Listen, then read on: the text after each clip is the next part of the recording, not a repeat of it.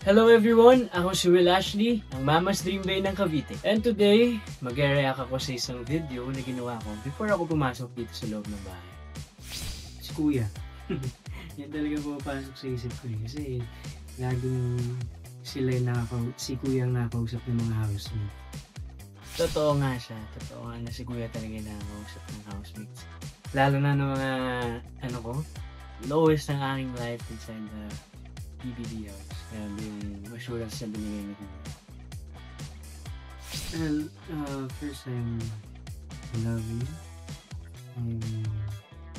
I'm very passionate. And pagbigay.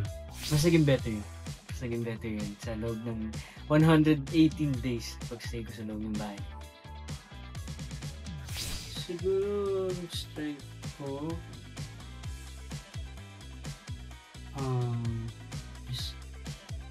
siguro I know how to handle things very carefully. And the weakness ko siguro is ang lagi ko naisip is to lose my mind. Siguro yun talaga pinaka-weakness ko. Grabe, strength. Sinabi ko dyan na I know how to handle things very carefully. Akala ko kaya ko that time talaga, pero hindi pala ganun sobra. Grabe yung realizations ko sa loob ng bahay ni Kuya, talagang sinampal sa akin yung katotohanan na hindi lahat ng bagay okay ako, alam ko, kaya ko. Pero grabe yung nadulot talaga. Grabe yung naibigay sa akin, yung pagiging better talaga, yung growth talaga. Sobrang grateful ako. And use my mom, yes, yung pala, hinihiyakan ko nga eh. So, syempre bukod sa work, parang number one ko talaga sa family. Kasi silang pinangugutan ko ng lakas. And yung support nila yung nagpupush sa akin to do more. Tama. At yun yung nakapag-push talaga sa akin para hindi mag-voluntary exit. Grabe.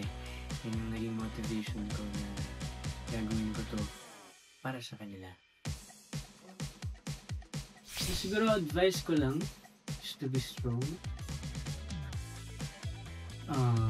Maging malakas lang. Maging totoo sa sarili.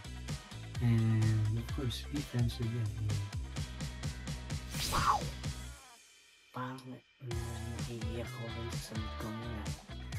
Napangatawanan ko nga yung sinabi ko maging strong. Ano ba ba? Be friends with everyone. I did. Grabe, sobrang saya ng heart ko na naging kaibigan ko lahat ng mga housemates at wala akong bad blood talaga. So, wow, yung relationship na na-build namin is something na dadalhin ko talaga sa buong buhay ko. Being strong, yes, you gawa mo. Siguro, ano ba, I am proud. Kasi, ginawa mo yung best mo, and ginawa mo yung tama.